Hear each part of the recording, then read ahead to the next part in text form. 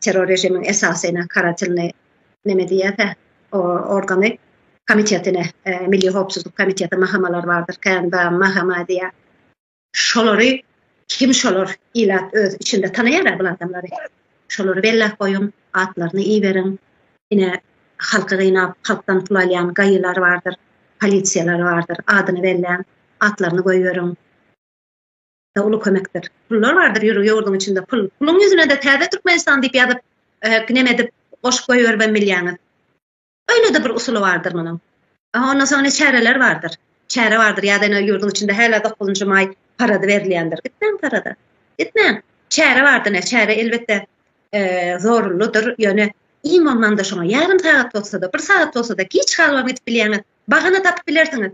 Yaramadım, yine bir saat oldu. Milyon bahana tapıp oluyor. O da bir sabotajdır. Bir saat hiç kalıp barsanızdan bir sabotajdır.